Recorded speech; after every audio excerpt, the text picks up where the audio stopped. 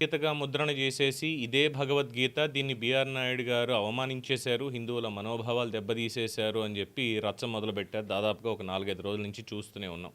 ఆయన press meet పెట్టిన దగ్గర నుంచి గ్యాగ్ ఆర్డర్ ఎప్పుడైతే కోర్టు ఇచ్చిందో ఆయన మీద చేస్తున్నటువంటి ఆరోపణలు ఈ నేపథ్యంలో ఈ భగవద్గీతకు సంబంధించి మాట్లాడిన దగ్గర అదిగో అసలు బిఆర్ నాయుడికి వెంకటేశ్వర స్వామి అంటే భక్తి లేదు, భగవద్గీత అంటే అశేష ప్రపంచం మొత్తంతో కూడా ఫాలో అయ్యేటువంటి భగవద్గీతకి అసలు ఆయన గౌరవం ఇవ్వలేదు, ఇంత నీచమైనటువంటి మాట మాట్లాడారంటే దాని మీద మనం ఆల్రెడీ చిన్న పాయింట్ డిస్కస్ చేసాం. ఏదైతే ఆ పుస్తకాలు ఎస్ ఈ ఈ పర్టికులర్ అంశంలో దాన్ని అక్కడ పుస్తకం అని మాత్రమే ప్రస్తావించడం చాలా సమంజసం అవుతుంది కాబట్టి, ఎందుకంటే అది నిజమైనటువంటి భగవద్గీత కాదు. ఆ భగవద్గీత మీద ఆ రచయిత ఎవరైతే ఉన్నారో ఆయనకి కలిగినటువంటి ఒక ఆలోచన, అందులో ఇది కనిపించిందని చెప్పినటువంటి కేవలం ఒక సినాప్సిస్ మాత్రమే, ఒక చిన్నపాటి వివరణ మాత్రమే. దాన్ని పుస్తకం కింద వేసేసి ఇదే భగవద్గీత అని వాళ్ళు ప్రచారం చేసేయడం, దాన్ని ఇగో ఇన్ని మిగిలిపోయి ఉన్నాయని చెప్పడం. అప్పుడు అన్నాం సార్ ఆ పుస్తకాలు తీసి చూపించండి అంటే నిన్నటి నుంచి ఆ పుస్తకాలు తీసి చూపించారు. 5 భాషల్లో ప్రింట్ చేసినటువంటిది, ధర్మారెడ్డి గారి పేరు వేసుకున్నటువంటిది అన్నీ కూడా చూపించారు కదా. అయినా సరే దాన్ని అలా అనొద్దు, వాస్తవం ఇది అని చెప్పినప్పటికీ కూడా ఇంకా నిస్సిగ్గుగా, నిర్లజ్జగా, అవమానించేటువంటి విధంగా మాట్లాడుతూ వక్రీకరణలు చేస్తూ వైఎస్ఆర్సీపీ వాళ్ళు చేస్తున్నటువంటి ప్రచారాన్ని మరి ప్రభుత్వం కానీ మిగతా వాళ్ళు కానీ ఎందుకు ఇంకా ఉపేక్షిస్తున్నారు అనేది తెలియనటువంటి పరిస్థితి. ముందొకసారి ఈ ఆడియో వినిపిస్తాను. బికాజ్ ఏమవుతుందంటేనండి కొన్నిసార్లు మాకున్నటువంటి చిన్న ఈ ఎక్విప్మెంట్ వీటితోటి మేము పనిచేసుకుంటున్న క్రమంలో కొన్ని వీడియోలు మీకు చూపించేటువంటి క్రమంలో దాంట్లో చాలామంది ఏంటంటే ఎడిట్ చేసిన ఈ మ్యూజిక్ ఇవన్నీ ఉంటాయి. ఒక వార్తను తొందరగా మీకు కాస్త అందించాలనేటువంటి దాంట్లో మేము వేస్తామా, అది ఛానల్కి కొంచెం ఎఫెక్ట్ అవుతుంది కాబట్టి ఇక్కడ వీడియో చూపించట్లేదు, మీకు ఆ ఆడియో నేను వినిపిస్తాను, మీకు అర్థమైపోతుంది ఆటోమేటిక్గా ఎవరు మాట్లాడుతున్నారు ఏంటనేది. Let's take a look. మొన్న భగవద్గీత గురించి తిరుమల తిరుపతి దేవస్థానానికి చైర్మన్గా ఉన్నటువంటి రంకు గలీజు నాయుడు గలీజు మాటలు భగవద్గీత మీద మాట్లాడి, భగవద్గీత అన్ని లక్షల భగవద్గీతలు అక్కడ పడేసి ఉన్నాయి, అడ్డంగా ఉన్నాయి, ఆ భగవద్గీత దేనికి పనికిరాదని మాట్లాడితే తీవ్రమైనటువంటి వ్యతిరేకత దాని మీద వచ్చిన తర్వాత దాన్ని కవర్ చేసేటటువంటి కార్యక్రమంలో భాగంగా నిన్న ఆ టీవీ5 లో భగవద్గీత గురించి డిస్కషన్ పెట్టి, ఏదైతే భగవద్గీత ఇది ఇంత పెద్దగా ఉంది, ఈ భగవద్గీత ఇంత చిన్నగా ఉంది, చిన్నగా ఉంటే ఇది భగవద్గీతే కాదు, పెద్దగా ఉంటేనే భగవద్గీత అంట. ఏం చదువుకున్నారు మీరు? ఏం చదువుకున్నారు అంటే భగవద్గీత ఇన్ని పేజీలు ఉండాలి, ఇంత లావు ఉండాలని చెప్పి ఎక్కడ రాశారా? భగవద్గీత ఇన్ని పేజీలు ఉంటేనే భగవద్గీత అంట, ఇంత పెద్దగా ఉంటేనే భగవద్గీత అంట. మరి పాకెట్ సైజ్ లో భగవద్గీతని అమ్ముతున్నారు కదా ఆన్లైన్ లో, పాకెట్ సైజ్ లో మనం కూడా పెట్టుకుని భగవద్గీతను చదువుతున్నాం కదా, అది భగవద్గీత కదా? ఒకసారి మీరు ఆన్లైన్ లో చెక్ చేయండి, తెలుగు భగవద్గీత పాకెట్ సైజ్ అని కొట్టండి, వస్తుంది. ఆన్లైన్ లో అవైలబిలిటీ ఉన్నాయి, 30 రూపాయలు 40 రూపాయలు కూడా దొరుకుతాయి. అవి భగవద్గీతలు కాదంట. అంటే ఇంత లావు ఉంటేనే భగవద్గీత అంట, ఇంత లావు ఉంటేనే, ఇంత చిన్నగా పాకెట్ సైజ్ లో ఉంటే అది భగవద్గీత కాదంట. సిగ్గన్నా ఉందా? కనీసం మీరు మనుషులేనా? మనిషి పుట్టుకే పుట్టారా? ఆ డిబేట్ లో పాల్గొన్న వాళ్ళు కూడా మనిషి పుట్టుకే పుట్టారా? ఇంకేదైనా పుట్టకలు పుట్టారా మీరు? భగవద్గీత ఇదంట కరుణా భగవద్గీత అంట. అసలు భగవద్గీత ముందు పేర్లు మీరు పెట్టడం ఏంటి? ఇది వెంకటరెడ్డి భగవద్గీత, ఇది టీవీ5 సాంబ భగవద్గీత, ఇట్లా ఉంటాయా? ఇది అవమానించడం కదా. భగవద్గీతను మరొకసారి వాళ్ళ టీటీడీ చైర్మన్, టీవీ5 చైర్మన్ గా ఉన్న నాయుడు ఎలా అవమానించాడో ఆ ఛానల్లో కూర్చొని దాని మీద డిస్కషన్ పెట్టి మరొకసారి దాన్ని అవమానించారు. తక్షణం క్షమాపణ చెప్పాలి. భగవద్గీతను అవమానించినటువంటి టీవీ5 ఛానల్, ఆ ఛానల్లో ఉన్నటువంటి వాళ్ళందరూ, అంటే చిన్న సైజులో ఉంటే అది భగవద్గీత కాదు, పెద్ద సైజులో ఉంటేనే ఇన్ని పేజీలు ఉంటేనే భగవద్గీత అని చెప్పి ఎంటైర్ భగవద్గీతని, దాని భగవద్గీతకు ముందు మనుషుల పేర్లు పెట్టి, మనుషుల పేరుతో ఇది భగవద్గీతని పెట్టి అవమానించారు భగవద్గీతని. సో ఖచ్చితంగా తక్షణం క్షమాపణ చెప్పాలి. మొన్న ముందుగా విన్నారుగా, వీళ్ళు క్షమాపణ చెప్పాలి. సోషల్ మీడియాలో భగవద్గీతను మరోసారి అవమానించిన పచ్చమంద, ban yellow media save AP. మొన్న TTD chairman Bollineni R Naidu భగవద్గీతను అవమానించగానే హిందువుల నుంచి తీవ్రమైనటువంటి వ్యతిరేకత వచ్చేసింది. దాంతో ఆయన ఛానల్ టీవీ5లో దిద్దుబాటు చర్యలకు దిగి తెలిసి తెలియనితనంతో మరింతగా భగవద్గీతను అవమానించింది. భగవద్గీత ఇలానే ఉండాలి, ఇన్ని పేజీలే ఉండాలి, ఇంత సైజే ఉండాలి అని ఎక్కడ రాసి ఉంది? కారుమూరి వెంకటరెడ్డి గారు, వైఎస్ఆర్సీపీ అధికార ప్రతినిధి. ఒక పాయింట్ తోటి ఇక్కడ ఏకీభవిస్తాను నేను, ఒక్క పాయింట్ తోటి ఏకీభవిస్తా. భగవద్గీత పుస్తకం సైజు అనే దాని మీద ప్రామాణికమేంటి? ఇన్ని పేజీలు ఉండాలి, లేదంటే ఇంత లావు ఉండాలి అనేటువంటిది ఎక్కడైనా ఉందా అన్నటువంటి ప్రశ్న నిజంగా ఎవరన్నా అడిగినట్టయితే నేను దానికి ఏకీభవిస్తాను. ఎందుకంటే ఆ భగవంతుడు కూడా చెప్పలేదు. భగవద్గీత అంటే ఆ 700 శ్లోకాలు ఏవైతే ఉన్నాయో, 700 శ్లోకాల పైచిలకి ఏవైతే ఉన్నాయో 18 అధ్యాయాలు దాంట్లో ఉన్నాయి చూసారా, 18 పర్వాల అధ్యాయాలు ఉన్నాయి చూసారా, అది మాత్రమే ప్రామాణికమైనటువంటి భగవద్గీత. ఆ శ్లోకాలు అన్నీ ఉన్నాయి. ఇది దానికి తాత్పర్యాలు కానీ, అర్థం అంటే ఏమిటి, ఇవన్నీ ఎక్స్ప్లెనేషన్ ఏమీ లేకుండా పద్యం ఉందనుకోండి, ఇన్ జనరల్గా అది శ్లోకం, భగవద్గీత శ్లోకం. శ్లోకానికి అర్థం ఏమిటి, సందర్భం ఏమిటి, తాత్పర్యం ఏమిటి, దాన్ని మన పరిభాషలోకి తీసుకొచ్చేసరికి ఇప్పుడున్నటువంటి జనరేషన్కి ఏం చేస్తున్నాం మనం, కలియుగంలో ఏం చేసాం, లేదంటే ఇదేం చేసాం, వీటన్నిటిని ఎక్స్ప్లెనేషన్ ఇస్తూ ఒక్కొక్క శ్లోకానికి విత్ ఎగ్జాంపుల్స్ తోటి. అంటే ఇంకా చెప్పుకోవాలి అనుకుంటే మన ప్రవచనకారులు చాగంటి గారు కావచ్చు, లేదంటే గరికపాటి వారు కావచ్చు, సామవేదం వారు కావచ్చు, ఇలా చాలామంది ఉన్నారు కదా, వీళ్ళందరూ ఎక్స్ప్లెయిన్ చేస్తారు ఒక్కొక్క శ్లోకాన్ని కూడా, మొత్తం పద అర్థం అనేది వివరిస్తారు చూసారా. ఈ శ్లోకాలు ఏవైతే ఉన్నాయో అర్థం తాత్పర్యం ఏమి లేకపోయినా సరే ఆ 700 శ్లోకాలు ఉన్నటువంటి దాన్ని భగవద్గీత అంటాం. దానికి సైజుతో పని లేదు, సైజుతోటి పని లేదు. ఆ శ్లోకానికి కేవలం ఉండేది 2 పంక్తులు, లేదంటే ఇంకా కొంచెం ఫాంట్ ఇవన్నీ చేసుకుంటే 4 పంక్తులు, మనకు ఒక చిన్న పద్యంలాగా. అది ప్రింట్ చేయడానికి ఒక పేజీకి 2 పద్యాల కింద వేసుకున్న వెంకటరెడ్డి గారు చెప్పినప్పుడు పాకెట్ సైజ్ భగవద్గీత అనేది నిజంగానే 40-50 రూపాయలకి ప్రింట్ చేసి అమ్ముతున్నారు. అందులో పెద్దగా మనకి ఏమి ఉండదు, కేవలం ఆ పద్యము దాని అర్థం, అది కూడా 4-5 ఇందాక మనం మాట్లాడుకున్నట్టు పరిత్రాణాయ సాధూనాం వినాశాయ చ దుష్కృతాం ధర్మ సంస్థాపనార్థాయ సంభవామి యుగే యుగే. ఈ శ్లోకం ఉంది, ఈ శ్లోకానికి అర్థం ఉంది. ఇలా 700 శ్లోకాలు, 700 అర్థాలు అందులో ఇచ్చారు. అది భగవద్గీత. అంతేగాని ఈ మొత్తాన్ని నేను క్రోడీకరించి ఇదిగో ఇది అర్జున వియోగ పర్వం, దీంట్లో ఇలా ఆయన బాధపడుతున్నాడు, బాధపడే చోట భగవానుడు ఇలా అన్నాడు అనే దగ్గర 1 నుంచి 18వ శ్లోకం వరకు, 18 నుంచి 26 శ్లోకం వరకు, 26 నుంచి 36 శ్లోకం వరకు ఇన్నింట్లో ఇది ఇందులో ఉన్నది, ఈ యోగం అంటే ఏమిటి, ఇది చెప్పారనుకోండి, అది భగవద్గీత కాదు. అది భగవద్గీత కాదు. దానికి పేరు పెట్టాలి. ఏమని పెట్టాలి? ఇది భగవద్గీత వ్యాఖ్యానమను, లేదంటే ఎవరైతే విభీషణ శర్మ గారు రాశారని చెప్పాం కదా, ఇది విభీషణ శర్మ గారి అంతరంగమనో, గీతపై నా అంతరంగమనో ఏదో ఒక టైటిల్ పెట్టాలి తప్ప, మానవులందరికీ భగవద్గీత అని చెప్పని భగవద్గీతని అవమానపరిచింది వాళ్ళు. మనుషులకు పుట్టారా, ఇంకోటి పుట్టారా అని చెప్పి నోటికొచ్చినటువంటి వాగుడు వాగుతున్నారే, అయినా సరే ఇంకా అవమానిస్తూనే ఉన్నారే. మంచి చెప్తే భగవద్గీత అంటే కేవలం విశ్వరూప దర్శనం ఒక్కటే కాదండి. మనం గోరఖ్పూర్ వాళ్ళది చూడండి, విశ్వరూప దర్శనంతో పాటు అంటే పైన మనకు ఆ ఇమాజినరీ ఆ ఫొటోస్ ఏవైతే మనకు ప్రింట్ చేస్తారో దాంట్లో ప్రధానంగా ఉండేటువంటివి నరుడికి నారాయణుడికి మధ్యలో జరుగుతున్నటువంటి ఒక కన్వర్జేషన్. బేలగా ఉండిపోయి నా అన్నదమ్ముల్ని, నా బంధువుల్ని నేను ఎలా చంపాలి కృష్ణ అని చెప్పి కృష్ణుడిని అడిగితే, తన రథ సారథైనటువంటి ఆ నారాయణుణ్ణి అర్జునుడైనటువంటి నరుడు అడిగితే, చేసేది చేయించేది అంతా నేనే, నువ్వు కేవలం నిమిత్త మాత్రుడవే పార్థ, నేనిచ్చినటువంటి జ్ఞానంతో నువ్వు చేయాల్సింది చెయ్యి, అన్నిటికీ కర్త కర్మ క్రియ నేనే, నువ్వు కేవలం ఒక పనిముట్టు మాత్రమే, నేనే చేయిస్తున్నానని చెప్పి భగవంతుడు చెప్పాడు. ఆ సందర్భంలో అనేక శ్లోకాలు, 18 పర్వాలు ఉన్నాయి కదా మనకి, అందులో ఉన్నాయి కదా. సో దానికి సంబంధించినటువంటివి ఇవన్నీ ఉన్నదాన్ని భగవద్గీత అంటాం. అది micro level, Guinness book of world రికార్డ్స్లోకి ఎక్కినటువంటిది.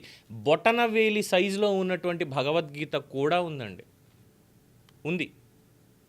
దాన్ని ఎవరు తప్పుపట్టరు. అందులో ప్రతి శ్లోకం కూడా ఉన్నది. ఇందులో ఎన్ని యోగాల గురించి చెప్పారు? కర్మయోగం, భక్తి యోగం, తర్వాత జ్ఞానయోగం, క్రియాయోగం లేదా రాజయోగం, ఈ యోగాలన్నిటి గురించి కూడా చెప్పారు. మొత్తం 18 అధ్యాయాలు, మొత్తం 18 అధ్యాయాలు ఉన్నాయండి. చాలా క్లియర్గా మెన్షన్ చేశారు అందులో. ఇది వేదవ్యాసుల వారు మనకి ఎలా అందించారు? మరి ఆ రోజుల్లో మనకి పుస్తకం సైజ్ ఎంత ఇది అని మాట్లాడుతున్నారు కదా. పుస్తకం సైజ్ అనేది లేదండి. మనకి బేసిక్గా ఏమైపోయిందంటే, ఈ గోరఖ్పూర్ ప్రెస్ వాళ్ళదే ప్రామాణికం తీసుకుంటాం. వేదవ్యాస మహర్షి విరచిత, ఆయన మనకు అందించినటువంటి భగవద్గీత, అది కృష్ణ పరమాత్మ మౌఖికంగా చెప్పాడు, మొత్తం అందరికీ అర్థమైంది. వేదవ్యాసుల వారు దాన్ని గ్రహించి మహాభారత రచన చేస్తున్నప్పుడు మహాభారత రచన చేస్తున్నప్పుడు ఆయన జ్ఞాననేత్రంతో దర్శించి ఆయన చెప్తుంటే దాన్ని రాసింది ఎవరో తెలుసా?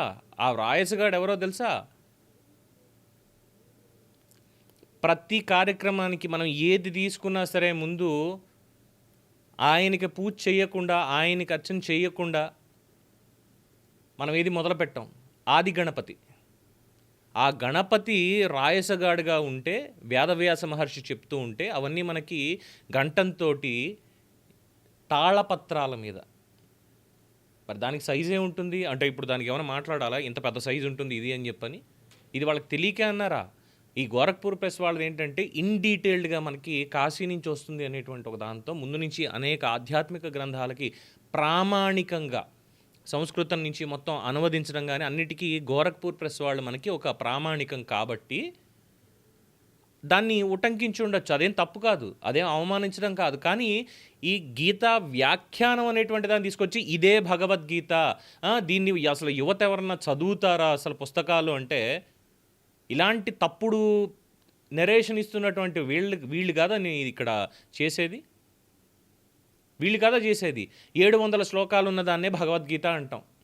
లేదు అంటే అది భగవద్గీత కానే కాదు.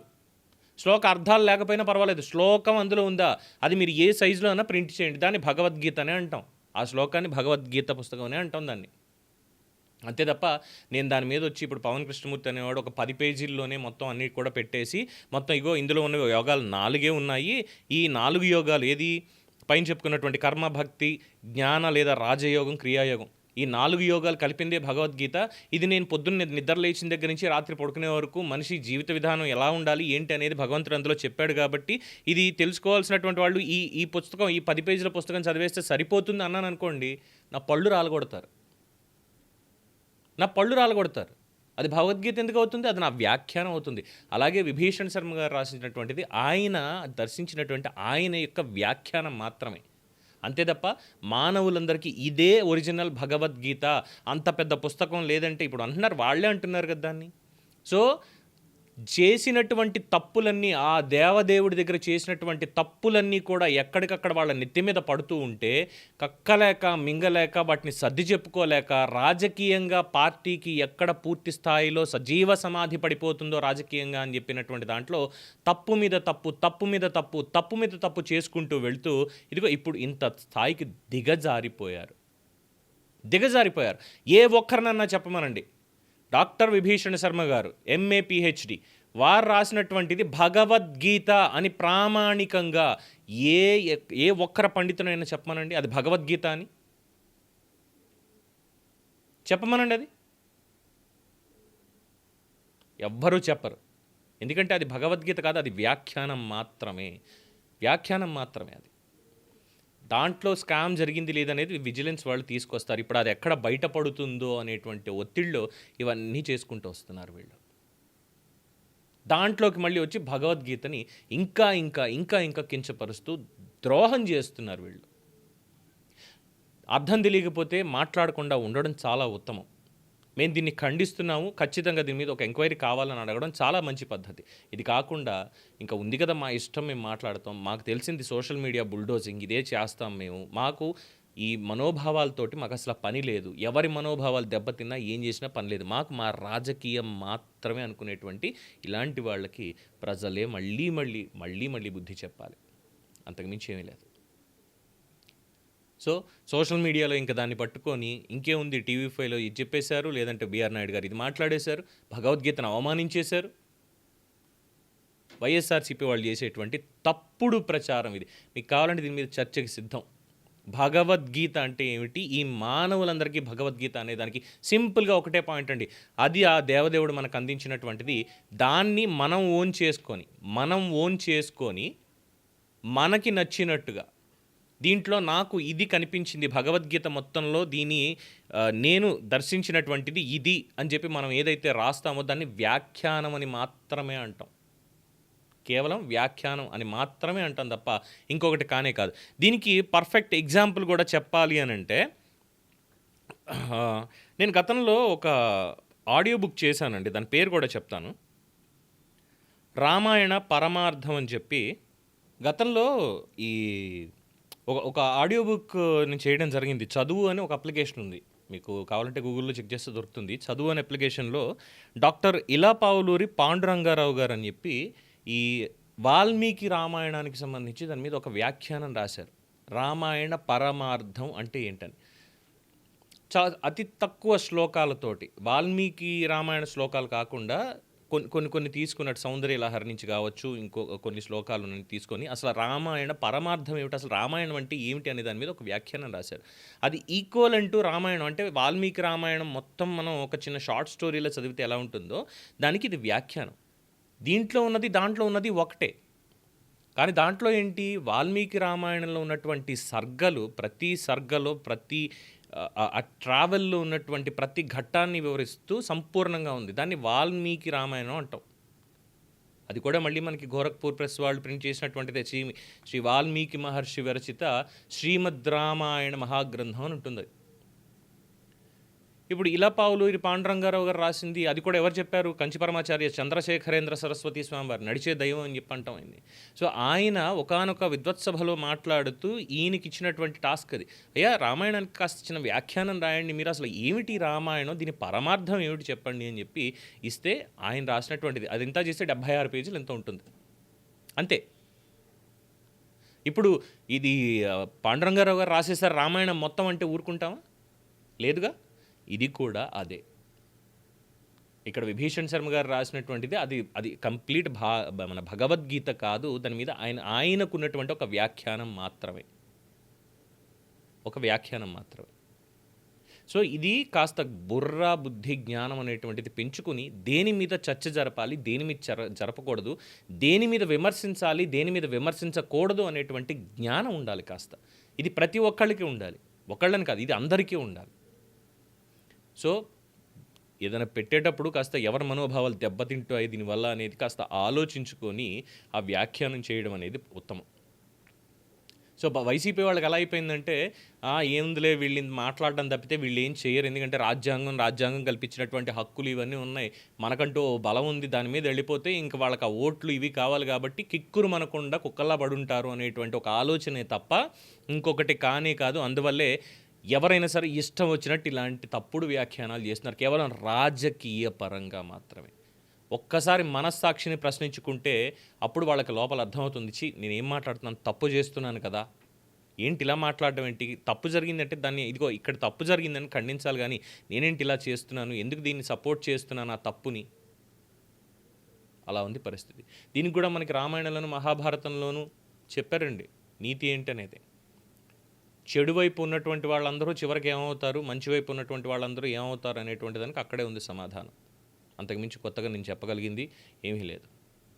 దీని మీద మీ అభిప్రాయం తెలియచేయండి. చూస్తూనే ఉండండి ది బర్డ్ మీడియా.